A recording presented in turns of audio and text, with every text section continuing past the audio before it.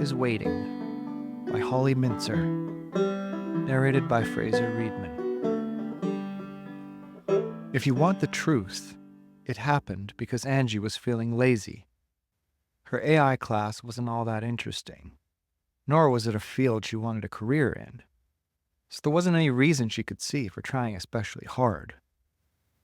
So she came up with a project that didn't look like too much work, and she picked what looked like the easiest way of doing it. Things just got a little out of hand after that. Anji's AI class was taught by a grad student who seemed as bored as her students. It was a graduation requirement for programmers, even though everyone knew AIs as a field weren't going anywhere much. In 70 years of computing, nobody yet had designed an AI that passed the Turing test, let alone did anything really interesting. No matter the computing power behind them, AI just couldn't be as complex as a human brain. Everyone knew that. Anji and her classmates still needed to know how to use the little crippleware bots that ran traffic lights and production lines, though, and that meant knowing the basics of AI programming, at least well enough to pass the final. So Anji decided to pick the easiest looking project off the list of options. Design an AI that mimics the behavior of a public domain character.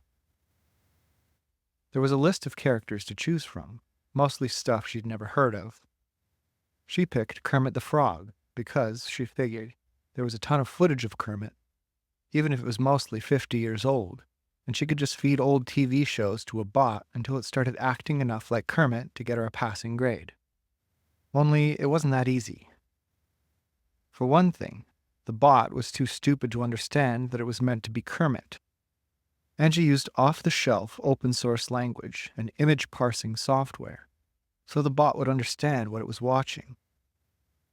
But she had to write a program to key the bot to Kermit in particular. It took forever.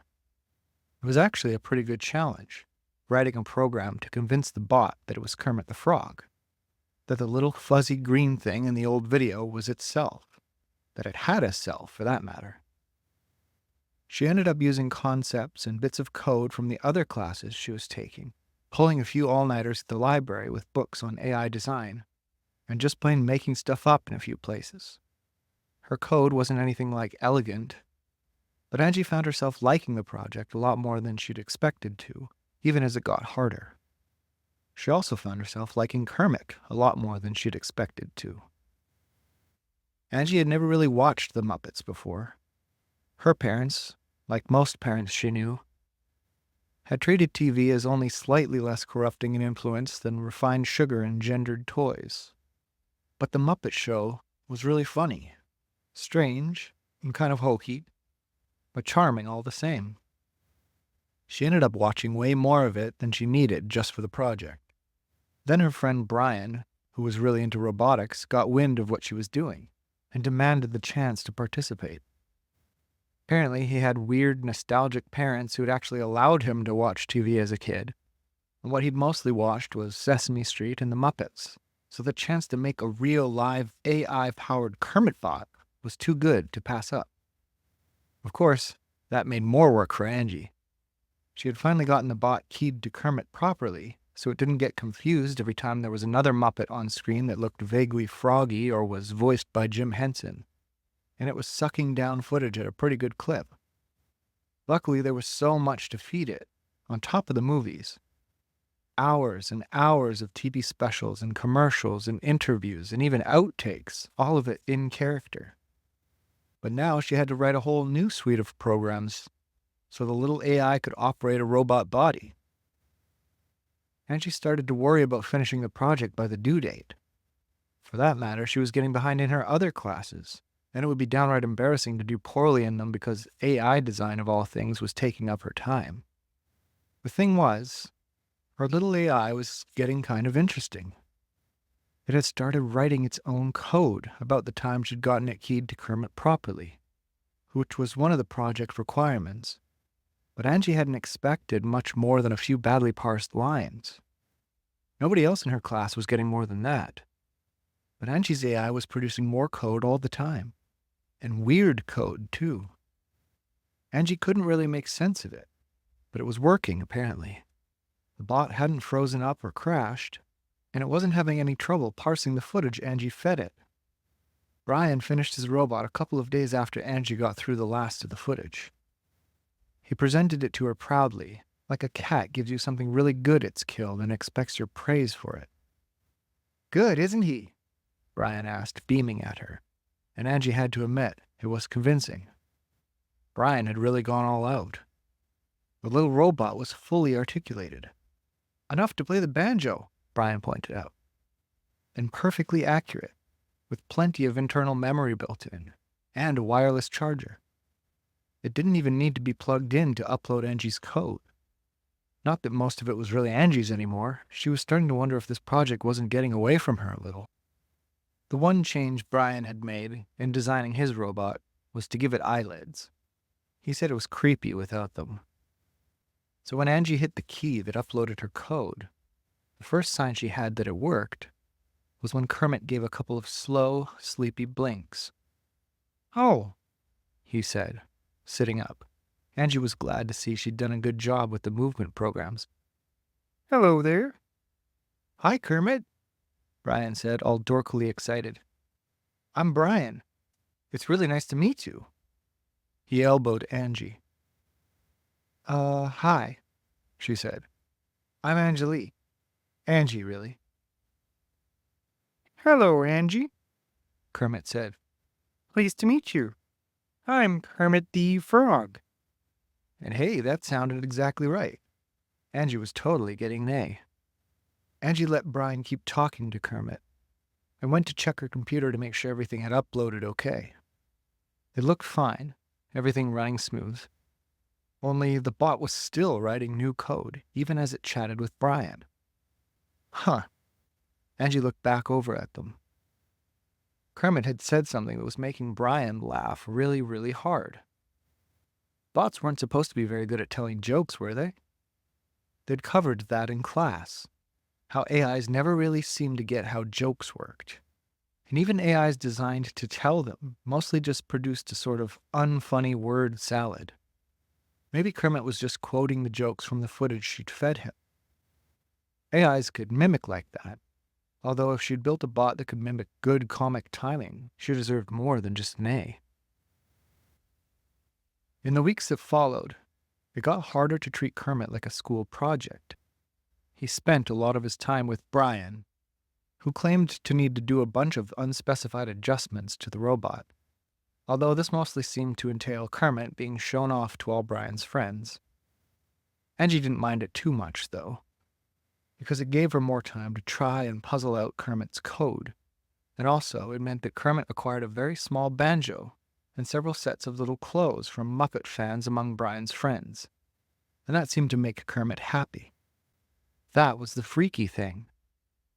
Anji had designed a bot that could seem to be happy. She wasn't supposed to be able to do that. She was way, way outside the parameters of her project now, into territory that people who studied AI for a living hadn't covered anywhere Anji could find. Because Kermit could, in fact, make jokes. And if he was mimicking them, the originals weren't in the footage Anji had fed him. And he could noodle around on the banjo in a way that sounded nothing like the precision of music-playing AIs Anji had heard. And he could also do things that freaked Anji out on a deep and meaningful personal level. Like the afternoon when Kermit, perched on the edge of the bed in Anji's dorm, stopped strumming his banjo and sighed wistfully. "Huh, you know, I sure do miss Fozzie," he announced, and Anji stopped typing mid-stroke. "What did you say?" Anji asked, trying not to sound as startled as she felt. "Oh, it's not that I don't like it here, Anji. You and Brian are awfully nice, but Fozzie is my best friend, you know? After a while, you get to miss things. The squeak of a rubber chicken, the smell of custard pie on fur, things like that." He sighed again and went back to strumming his banjo. Anji waited 5 minutes, excused herself, and ran full tilt across campus to Brian's dorm. He answered the door looking concerned. Well, Anji had been hammering on it pretty hard. "What's the matter? Is Kermit okay?" "Brian, I think we invented sentient AI," Anji tried not to sound like she was panicking. She totally was, though. We weren't supposed to invent sentient AI. I was just supposed to get a passing grade. Now there's an artificial life form in my dorm who plays the banjo. Whoa, calm down. Why are you freaking out now? Kermit hasn't got any more sentient than he was last week, has he? And why is it such a big deal if he is? People have been trying to build a sentient AI for like 70 years, Brian. And I knocked one together out of spare parts for a freshman project in a class I didn't even want to take. Anji wasn't sure how people were going to react, but she didn't think it would be good. The grad student who taught her class would probably be pissed. No one's going to believe I actually programmed him, or that he's really sentient. But he just told me he misses his friend and made a couple of novel jokes that made sense. So I'm pretty sure I've created life. And I bet I'm going to get in trouble for it. Brian, damn him, thought she was overreacting. Worse, he thought she was mostly worried about her grade. They ended up fighting over it, getting into a yelling match that drew Brian's RA in to tell them they were damaging the rest of the floor's calm. Anji really didn't like Brian's RA. Anji trudged back across campus to her dorm that night in a gloomy frame of mind. Sure, it was pretty cool that she had created sentient AI, but she was afraid it would cause more problems than she really knew how to handle. There was the issue of convincing people Kermit was really sentient, just for starters. And then, what was he supposed to do with himself if people ever believed he was for real? He was just a little frog in a big world when he got down to it. Lost in her own thoughts, Anji didn't hear the music until she was nearly back to her dorm. When the sound finally made its way through her thick skull, she paused outside her door and just listened for a minute. Kermit was singing a song. It wasn't anything Anji had heard before. The lyrics were sweet and simple, all about looking towards the future and how it was always just a day away. I won't miss yesterday because I can see tomorrow is waiting for me. He strummed a few more chords on the banjo and fell silent. Anji pushed the door open. I liked your song, Kermit, she said. Thanks, Anji, Kermit said. It just kind of came to me, you know? That's why I like singing. Yeah, Anji said. She thought about her project deadline, 3 days away, and the other homework she wasn't getting done. When she sat down at her desk and called up a fresh copy of the generic AI, the same blank template she started from with Kermit, and got to work keying it to Fozzie. She wasn't anything like done 3 days later when it was time to present her project, but she'd gotten a lot of good practice with Kermit, and she thought she could have Fozzie up and running inside of 2 weeks. Kermit walked with her to class, carrying his banjo slung across his back, and Anji ignored the funny looks they got from the other students passing them. She was busy with a sudden, unexpected flurry of guilt. What right, she thought, did she have to show Kermit off to her class like some kind of show frog? If he was sentient, he deserved better. Just because he didn't seem to mind, was in fact excited to be performing for an audience, didn't mean that Anji was doing the right thing. But right or wrong, if she didn't show up with something to show for a semester's worth of work, her GPA would be toast.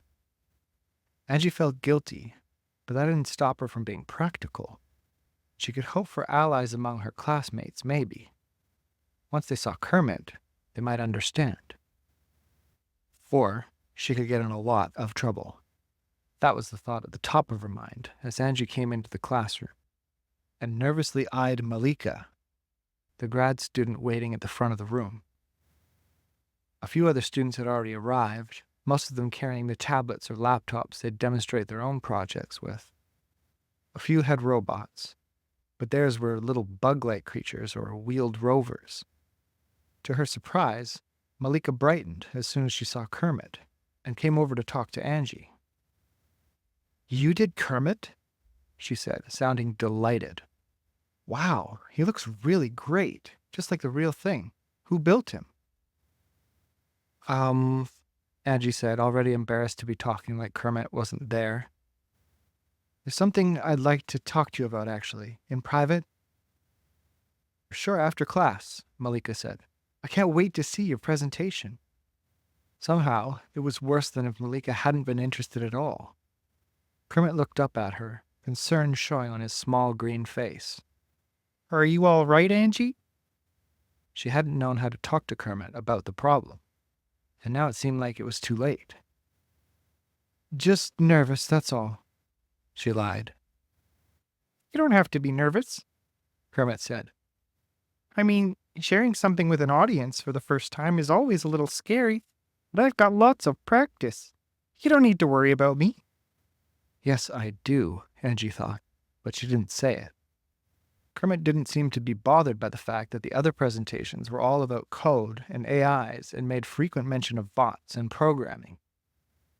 Angie wished she'd gotten up the nerve to talk to him about what exactly he thought he was.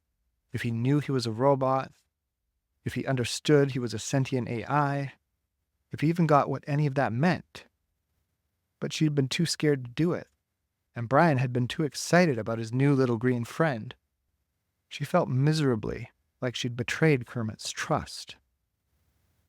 When Angie's turn came, Kermit strolled down to the front of the room and hopped easily onto Malika's desk, setting his banjo on his lap. Hi-ho, everyone, he began. Kermit the Frog here. My friend Angie asked me to put on a show for you. I haven't got the backup I usually have, and anyway, I don't think there's room in here for a chicken chorus or a penguin orchestra or a cannon, but I thought I might sing you a song. I hope you all like it. The class, who had giggled a little at Kermit's joke, fell quiet as he began to sing.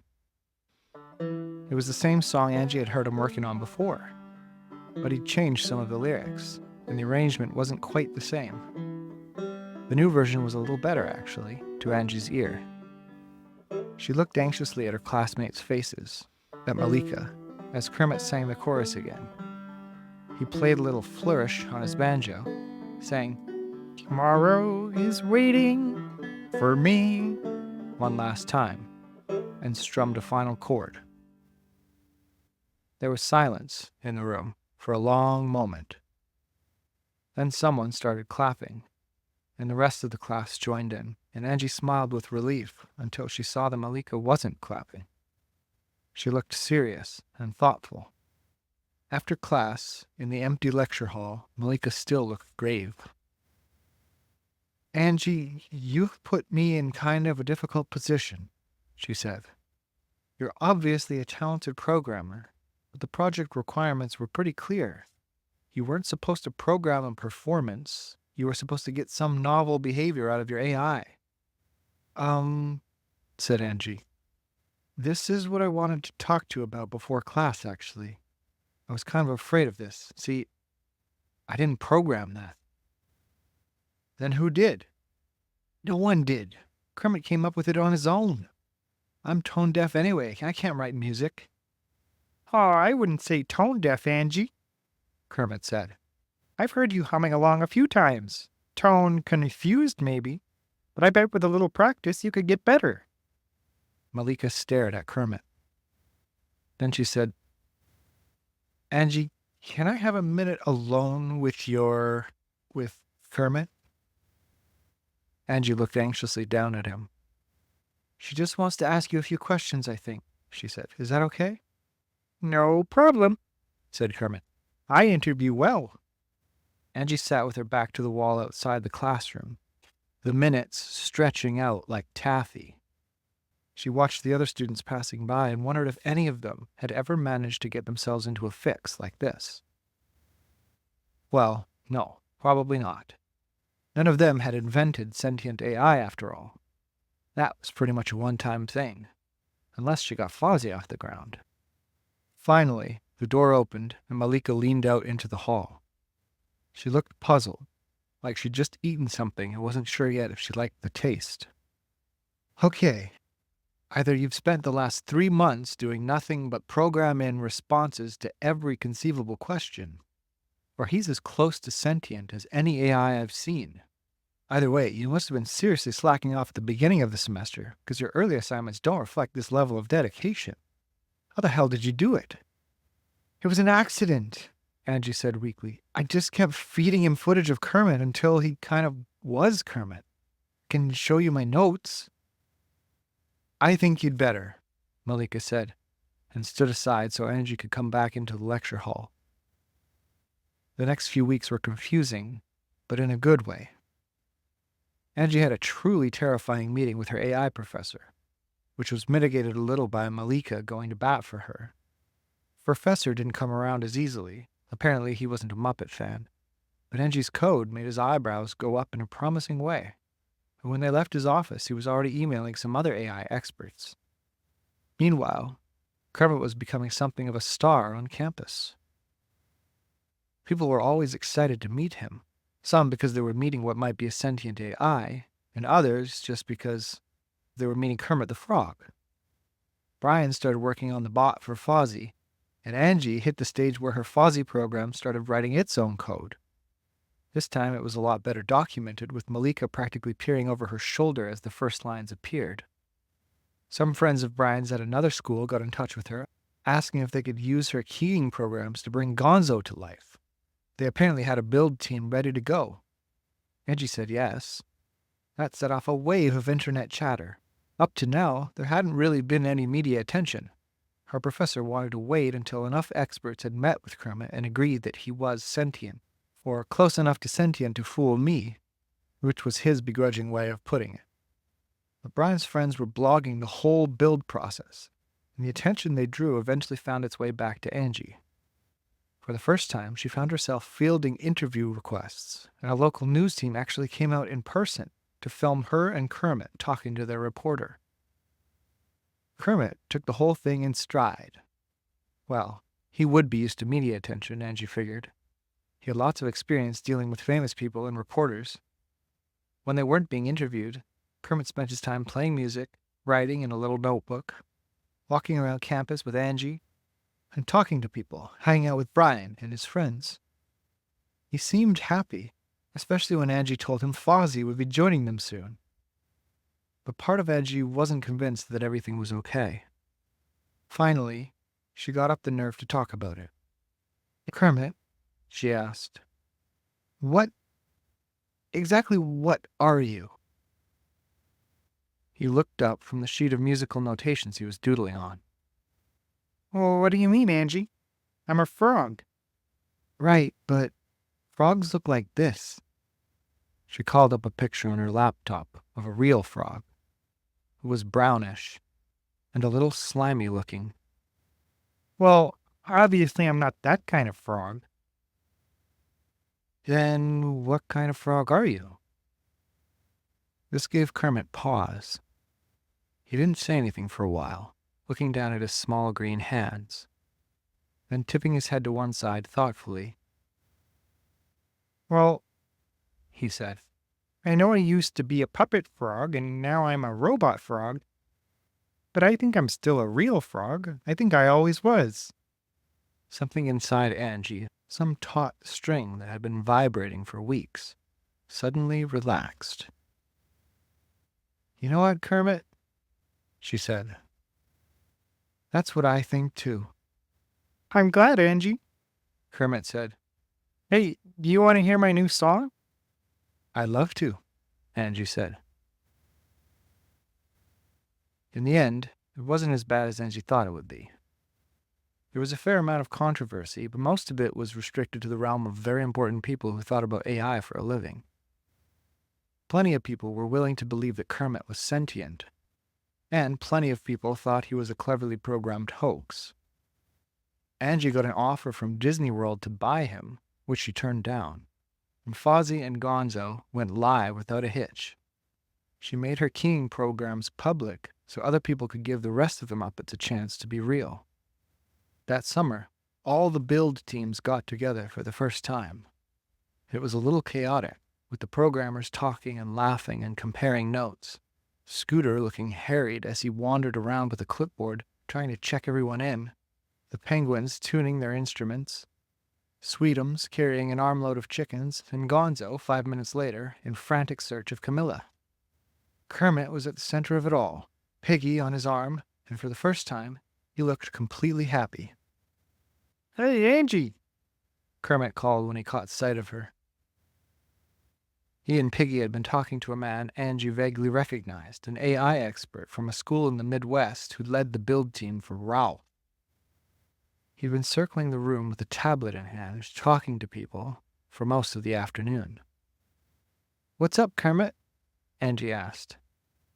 She shot a questioning glance at the AI expert. She thought his name might be Andrew. Well, my friend Andrew here says he's got a line on an old theater that's for sale. He thinks we can raise the money to buy it and fix it up by putting on a show. Isn't that great? Andrew looked nervously at her, as if he wanted her approval. A lot of the other builders treated her that way. Although she'd explained time and again that the whole thing had really been an accident, people still acted like she had some strange power to confer sentience on computer programs, and possibly also could shoot lightning from her eyes. But she wasn't planning on striking anyone down with thunderbolts today. "I think it's an awesome idea," she said, and Anji relaxed. And really, it was. She could see how happy the thought of having a theater again made Kermit. And in her head, she saw the future spooling out in front of her. Their own theater, a new show every night, too many jokes and songs and unprogrammed answers to ever be faked. People would believe then, she was pretty sure. They'd just have to come and see. Anji hummed to herself as she left Kermit and Andrew to their conversation. "I won't miss yesterday, because I can see," she sang, only a little off key. "Tomorrow is waiting for me."